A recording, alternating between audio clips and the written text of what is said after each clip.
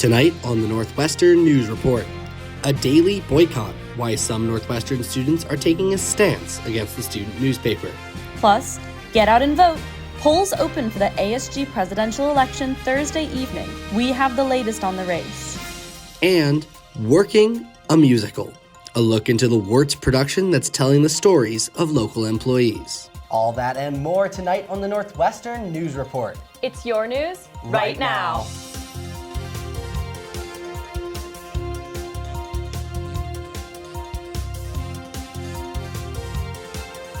Good evening and welcome to the Northwestern News Report. I'm Sadie Frankel. And I'm Jonas Calderon-Blum.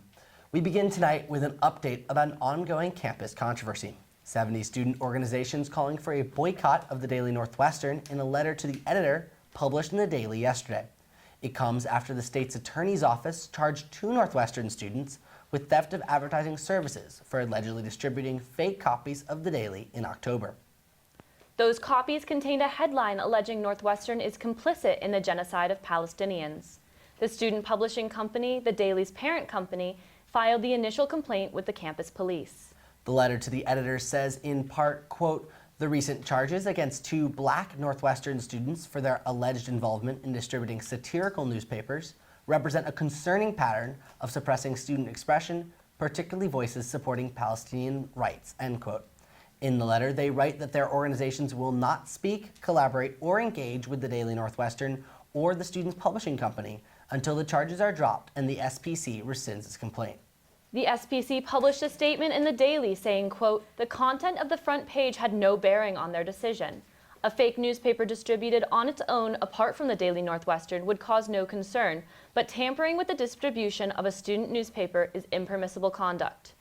Under Illinois law, the crime of theft of advertising service says, quote, "A person commits theft of advertising services when he or she knowingly attaches or inserts an unauthorized advertisement in a newspaper or periodical and redistributes it to the public or has the intent to redistribute it to the public." The Daily Northwestern's editorial board publishing an editorial yesterday saying that while it knows the alleged actions were illegal, the Daily, quote, "objects with the prosecution of our peers."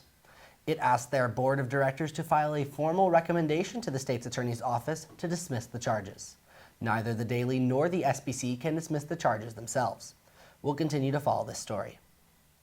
Meanwhile, Northwestern's Associated Student Government's presidential elections are only days away. Co-presidential candidates Tyshia Woods and Caleb Sneed are running against presidential candidate Nicole Medina and her running mate Anna Alava. NNN hosted a debate between the 2 tickets on Sunday. I have more on what to expect this election season. ASG is mixing things up this year with its presidential election taking place in winter quarter instead of spring quarter. The goal? To help ASG maintain its productivity throughout the whole year. When we have the election during spring quarter, a lot of the people on the exec board are usually seniors, so by then they're facing burnout and they're not getting a lot of stuff done. But burnout wasn't the only problem. When elections happened in the springs, members struggled jumping into their new roles the next fall. ASG Election Commissioner Paul Graham says moving up the elections will help. Candidates were able to then go on to be president and have the previous presidents there to guide them as to how being a new president works. The hope is the faster the new leadership learns their roles, the sooner they can make a difference. We can start the transition between old exec to new exec earlier so that we can make sure that ASG is using more of the weeks that we have available more effectively. ASG members hope to bring in student engagement and inform students of the impact that the association has on the student body. Because ASG has more of an impact than a lot of students realize.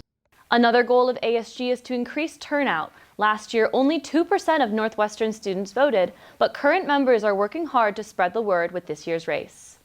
For more information, check out asg.northwestern.edu and scan the QR code on the screen to vote. You can also watch a debate between the 2 tickets from earlier this week on NNN's YouTube page. Following a new fare structure implemented last Thursday, Chicago Transit riders are reporting continuous issues with the Ventra ticketing app. The app has not been functional since last week, despite Metra announcing its confidence in the fix by yesterday morning. Riders have been unable to purchase passes for the CTA, Metra, and PACE services, and still have multiple charges for tickets they did not receive. Though the app was running smoothly early Monday morning, the spike in users during rush hour brought about glitches. Addressing ongoing concerns, Metro tweeted on Monday, quote, "Venture app issues are ongoing. Any pending charges should be dismissed by your bank before posting to your account," end quote. These glitches have allowed many customers to ride for free. Metro says that lost revenue in ticket fares could reach over $1 million, which the app vendor would be responsible for reimbursing. Evanston residents will soon be able to participate in crafting a new zoning code called Envision Evanston 2045. NNN's Jeremy Fredericks has more from the program's kickoff party at the Civic Center. Jeremy? Jonas and Sadie, good evening. I'm at the Morton Civic Center, which is hosting the Envision Evanston 2045 launch party tonight. Yesterday, I spoke with Liz Williams, Evanston's planning manager, who's leading this project. It's been 30 years since Evanston last updated its zoning code. A lot has changed since 1993, and a lot will change by 2045. Envision Evanston 2045 as the city's new comprehensive plan and zoning code. Liz Williams is leading the project. They include everything from land use to transportation to affordable housing to sustainability, equity and racial justice, economic development. How big a deal will being environmentally friendly be? The next comprehensive plan and zoning code will definitely incorporate the goals that the city's climate action and resiliency plan has established already. Williams will be gathering ideas from the community for the code throughout the fall before submitting them to the city council. Will you be able to have all the ideas ready for November? We have structured a process that will allow many opportunities to check in throughout the process. We will be validating that what we heard is indeed what community members have shared with us. Community members can engage in the program by sharing what they think should be involved in planning Evanston's future. I look forward to working with the Evanston community on this process.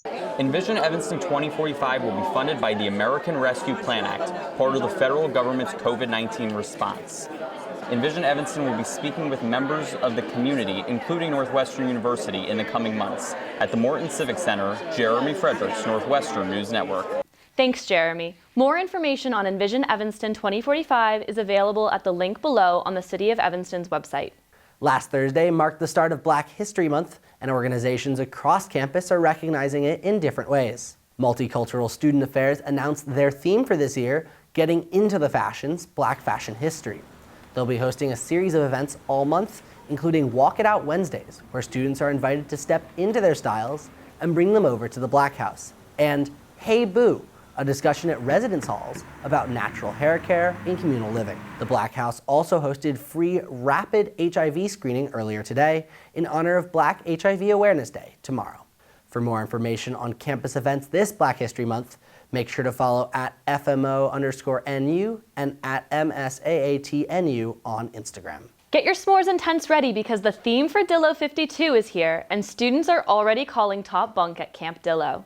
Last Wednesday, Mayfest Production telling students to rise and shine, promising this year's Dillo will rekindle their love for the great outdoors, after announcing the theme through a lunch collaboration with NU Dining. I think it's nice because I feel like this is a really accessible theme. You don't really have to try too hard. I feel like people will try hard and that's good for them. Me, like I said, I'm pulling up in my cargo shorts and it's gonna be a fun time. Dillo Day 52 will take place on May 18th, and students can take the artist poll found on Instagram at Dillo_day to share who they want to see headlining this year. Coming up next, the latest on the new redesign at downtown Evanston staple Ceville Flowers. And we give you an inside look at the Block Museum's latest exhibit after the break. 1, 2, 3, 4.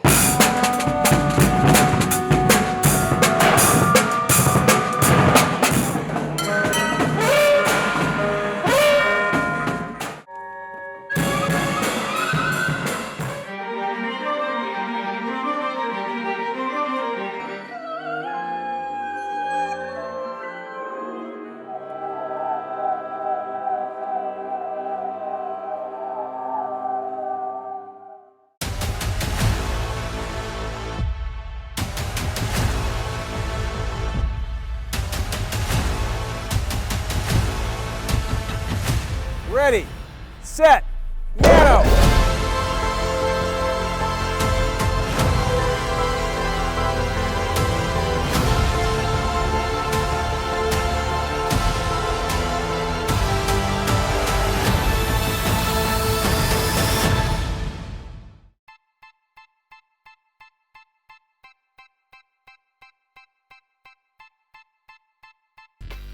My relationship with Giannis is unique. We're from the same country, we're from the same city.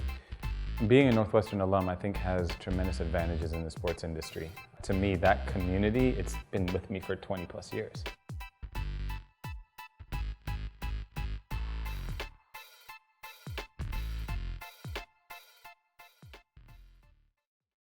Welcome back. Last week we reported on devastating Evanston fires that destroyed local businesses. NNN's Jasmine Kim gives us a look into how the local community is supporting those impacted. The severe Evanston fire last Sunday destroyed 4 local art businesses: Ware Ceramic Studio, Firehead Clay Studio, Stuart Rogers Photography, and Shayna Young Wellness.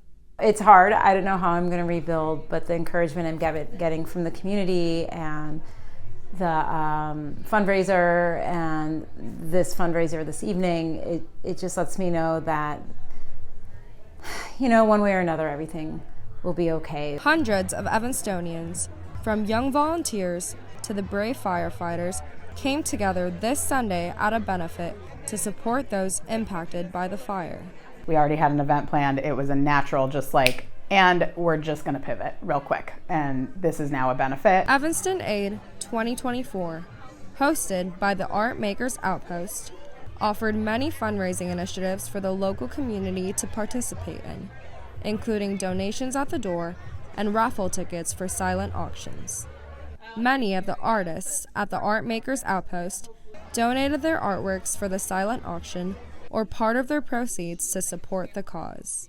Regardless of whether this affected us personally, it shows that, we want to come together and support one another, which is a really beautiful thing to see. Others contributed by donating food and drinks and sharing their musical talents, offering an escape from the devastating reality of the fire. I'm filled with gratitude, and I'll be able to rebuild because of all of this. Evanstonians show up as a family to help their favorite businesses rise from the ashes. Jasmine Kim, Northwestern News Network. Thanks, Jasmine. The Art Makers Outpost and Evanston community will continue to show their support as the businesses rebuild. This Sunday, students performed at the annual Alice Malar Chapel birthday concert. Each year, the chapel puts on a concert featuring classical music groups around campus to celebrate the life of Alice Malar.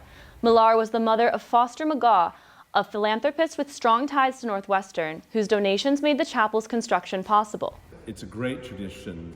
It's had some of the finest concerts, to take place on our campus over many years. Great music by so many composers, both those of the past and of the present day. This year, the concert featured the Alice Malar Chapel Choir, the Renaissance Singers, and the Northwestern Brass Ensemble. Students and local residents gathered to watch the performances in the historic space. The chapel is open to all for a visit and will be hosting a Black History Month service later this month. If you found yourself walking down Sherman Avenue recently, you may have noticed a fresh storefront at Ceville Flowers. I stopped in to take a look myself. This is going to be our home base for flowers. Ceville Flowers in downtown Evanston has a new look, incorporating bright colors and minimalist design. The opportunity to kind of make it more like my own and more contemporary for like another generation. The idea for the renovation started small. It all started with wanting to get like a new floor. We obviously have a lot of water and slipping and that goes on here. But changes quickly grew, with a full kitchen bar installed along with updates to the classic cooler. Fourth-generation owner Mark Jones says this design will make the store I feel like another flower shop for like a new generation of customer. And walking down Sherman Avenue, Jones says he hopes it's impossible to miss the decals that line the front windows. Take off the outer petals here and then you see the color more brightly. The redesign pairing with Ceville's hands-on approach. Customers want to go somewhere where people know their name, they have that like high-touch kind of personal qualities. Customers like Tim Johnston, who brought his family to get a bouquet and thinks the design is much improved. Before, it just kind of had a cart or something, and it wasn't clear where the counter was, but this is a nice setup. Bringing in families is exactly what Jones says he hopes for. We definitely want people to feel like a sense of welcome and a sense of like warmness. We didn't want to make it like a cold, or a completely different space. We still wanted to walk in and feel like a vintage store that just has a fresh facelift. With Valentine's Day coming up, it's perfect time to check out the redesigned Ceville Flowers in person on Sherman Avenue or on their Instagram page at Ceville Flowers. A new exhibit highlighting self-care is on display at the Block Museum. NNN's Kunjal Bastola tells us more about what there is to see and do. The Block Museum's latest exhibit, Actions for the Earth, Art, Care, Ecology, opened last weekend. Northwestern is the second stop on the international tour of this exhibition. The exhibit centers around themes of self-care and reflection. And moments of pause around, certainly around Earth and climate change. It's made possible by the dedicated work of Block Museum student associates. This is a group of more than 20 interdisciplinary students from across schools and departments at Northwestern. And they come together here to play a really crucial ambassadorial role for the museum. Bobby Yalom, a student associate, highlights the hands-on nature of the exhibit. There are actions in terms of like the actions the artists are taking, but then there are also actions that the artists invite viewers to do in the galleries. The one piece that has a little shelf with some Post-its on it, and then there's an invitation to write something or to leave an item that you've brought with you that then will come back to the artist. The exhibit, which is free and open to all, will be on display through July, forging connections between people, art, and the environment. Kunjal Bastola, Northwestern News Network. Thanks, Kunjal. After the break, how Northwestern researchers are boosting the blue economy. And Jewish theater ensemble's Falsettos celebrates family and community on stage.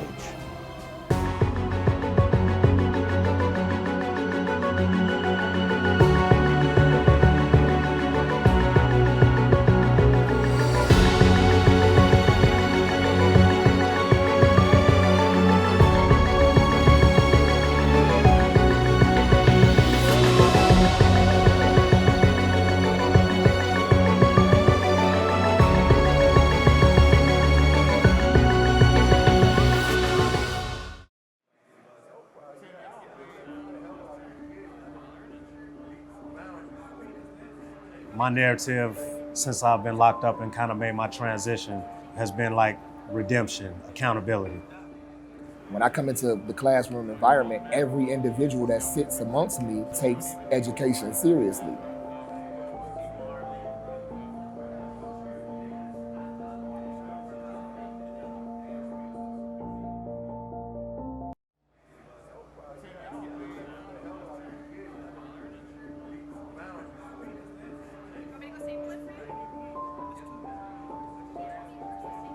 Trying to work my way out of the prison system was the most difficult challenge of my life. It only became tangible once I became a Northwestern student.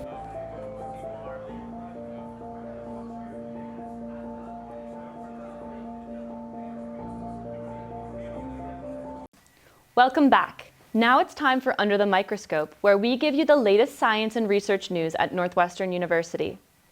Northwestern researchers successfully caused a deadly pathogen to self-destruct. Researchers made alterations to DNA from a bacteriophage. This type of virus infects bacteria and subsequently replicates inside of it. This research marks a turning point in the development of designer viruses as therapeutics to destroy bacteria that is resistant to antibiotics. The research also uncovers new information about phage biology. And how does soil isolate plant-based carbon from the atmosphere? Researchers from Northwestern University have determined the factors that nudge organic matter in different directions. By examining reactions between biomolecules and clay minerals, they found electrostatic charges that play an important role in the soil's ability to trap carbon. This discovery could help scientists predict the soil chemistries that are best for successfully trapping carbon. Northwestern researchers are finding new ways to turn water into jobs. I spoke with the team earlier this week. The blue economy, which involves the use of water in industrial facilities, receiving a huge boost over the past week.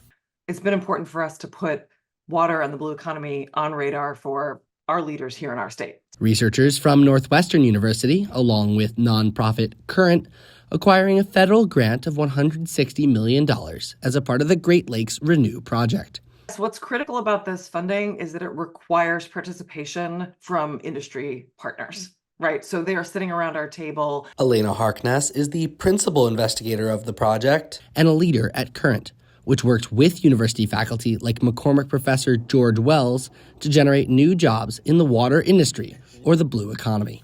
My focus in my research is really on the interface between microbiology, environmental microbiology. Wells bridges the gap between his research and the industry players that have Great Lakes water rights. The really exciting thing is that opportunity to make significant transformational advances in the lab and then push them into practice, push them into actual impact in the real world. The plan has 3 pillars. The first begins right here, focusing on Lake Michigan and her sisters. The second pillar is translating innovation to practice. So they're really interested in this gap that often happens between generating a novel piece of research or technology and actually bringing that into market at scale. And Harkness says the final pillar is turning these innovations into jobs. You can keep up with the project and see past innovations at currentwater.org. We're kicking off February with an update on the weather. NNN's Angela Jong is here to give us a breakdown. Angela? Thanks, Sadie. This week, it's cloudy with a chance of maybe not meatballs, but definitely some sun.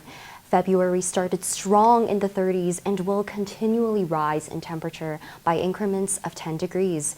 For those who enjoy slightly warmer weather, you can look forward to Thursday and Friday. Evanston will likely reach 53 degrees at most before dipping back down to 42 this weekend. There's a 40% chance of precipitation, afternoon showers on Thursday, so still prepare to have your umbrellas ready. And as always, stay safe and warm. Employees in Evanston took center stage this weekend with the opening of Working, a musical localized, at the Wirtz Center. NNN's Mila Branson has more on how the show highlights the local community. The Wirtz production of Working, a musical, based on the book by Chicagoan author Studs Terkel, honors the stories of Evanston workers. It's more like vignettes of the working people, this community, because it's like a localized musical. The show uses multimedia elements, including documentary-style interviews with 6 local workers, in addition to live performances. It's like, I think, showing ordinary people in musicals. It's with all the magic that like a musical requires. Video artist and filmmaker Rashid Peters conducted the Evanston interviews. Director Aaron Ortman then compiled the conversations into 3-minute segments projected during the show. So we were able to piece together really what is 4 decades of interviews, both executed by Studs Terkel and then also in the spirit of him. The show features over 40 characters based on many of the interviewees' own experiences. Occupations vary from teaching to truck driving. Over the process of having a conversation like we're having now, so much rich material about their personal lives came out, and a lot of that is actually what was pulled in. Well before the start of rehearsals, Ortman stressed the importance of ethical storytelling to actors. There's no way that they are going to be like these people that they're playing in the musical. So it was how do we embrace that, but really make sure that we're doing this ethically. As the show hits the stage, Ortman says she aims to send a message about community and kindness. If we do our job correctly, the audience will be able to sit, relax, trust us, and meet these 40 different people, leave then feeling changed. Capturing community through art. Mila Branson, Northwestern News Network. Thanks, Mila. After 3 shows last weekend, Working will finish its run with 4 more performances this Thursday to Sunday at the Wirtz Center. Northwestern's Jewish Theater Ensemble, JTE, produces theater that is, quote, specifically Jewish and universally human, with their production of falsettos. NNN's Lena Peterson breaks down what made this show so special. Bringing a story of love and loss to the stage, performances concluded this weekend for the Jewish Theater Ensemble's production of falsettos. Actors working together to share themes of grief, family, and Judaism with the audience. Falsettos is really about love and family. Judaism's a big part of it, and like finding who you are and kind of loving who you are and like embracing like what it like who your family is and who you are. For the audience, it was an emotional night of theater. At the end of it, there was like not a dry eye in the house. collaborating as a cast and production team to bring the miracle of Judaism to life. Falsettos is just a super important story to me. It feels super Jewish in the way that it's written, and beyond that, the characters are just so human and they go through a lot of growth throughout the show. Sharing that love is what makes us all human. We talked a lot in the rehearsal room about control, about maturity, but overall just like love and love being at the center of all of the mistakes these people made. A story with a timeless message. I think the themes, messages are like still important today. It's a story that's always going to be important.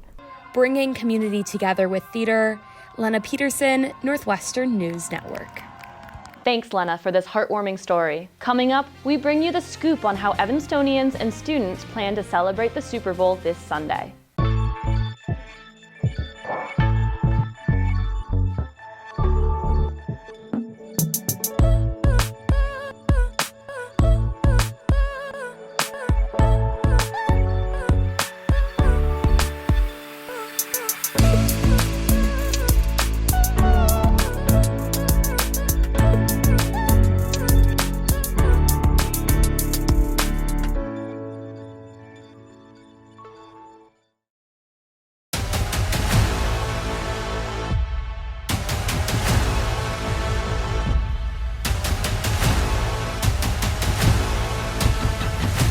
Ready, set, now!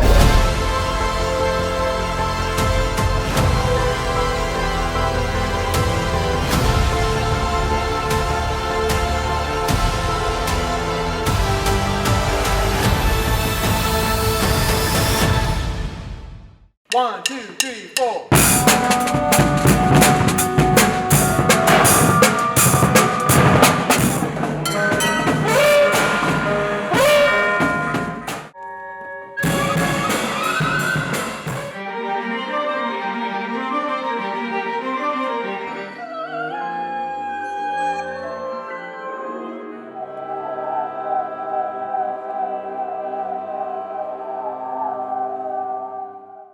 Welcome back. It's time now for an update on NU sports. Northwestern men's basketball suffered a tough week on the road, falling to Purdue and Minnesota, both in OT. The Cats took the number 2 team in the nation to the brink, but went cold in the final minutes against Purdue and fell 105-96. While NU got the overtime dub against the Boilers at home in December, it was a different story this time. In the final second of the game, head coach Chris Collins went onto court during play and yelled at referee Courtney Green, consequently getting ejected. The Big Ten Conference issued Collins a $5,000 fine on Friday, citing expectations for sportsmanship. The Cats then lost to Minnesota 66-75, which bumped them down to 4th in Big Ten standings. Men's basketball will be back at Welsh Ryan tomorrow night against Nebraska.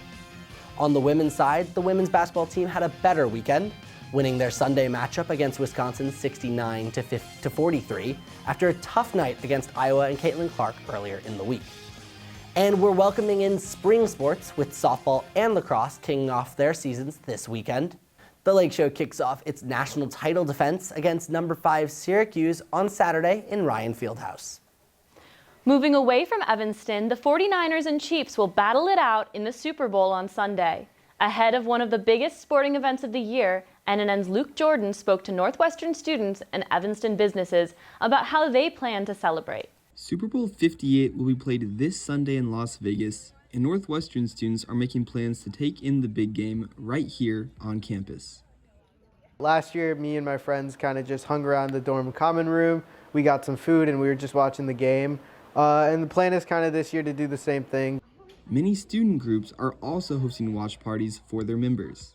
So I was planning to watch the Super Bowl with Strive. It's a club on campus for black men. And just as important as the game is the food that comes with it. I'm thinking getting some wings potentially from downtown Evanston. Haven't figured out yet. Maybe get some pizza. Eat like chicken wings and pizza and stuff like that. Pat Fowler, who owns Evanston's Firehouse Grill and Bluestone, says the Super Bowl has his restaurants preparing for one of their busiest days of the year.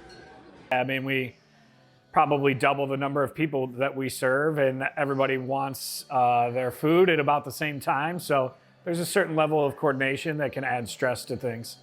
the game also marking an uptick in sales after a slow first month of the year. The restaurant industry, the traffic tends to slow down in January as people are recovering from the holidays and all that. And then Super Bowl's kind of the kickstart to that being over and moving into to the new year. But amidst all the festivities, what really makes this event special is the community that comes with it. You got to just mingle with people that you usually don't get to mingle with, because who doesn't want to watch the Super Bowl? Luke Jordan, Northwestern News Network. Thanks, Luke. So, Jonas, who are you rooting for in the Super Bowl? I'm rooting for the 49ers, but really, I'm just there for the food and for the commercials. What about you? No, I understand. I have to stand with Taylor Swift, so I'm going to root for the Chiefs. Yeah, there's been a lot of hype around that. And that's all the time we have for tonight on the Northwestern News Report. I'm Jonas Calderon-Blum. And I'm Sadie Frankel. Have a good night.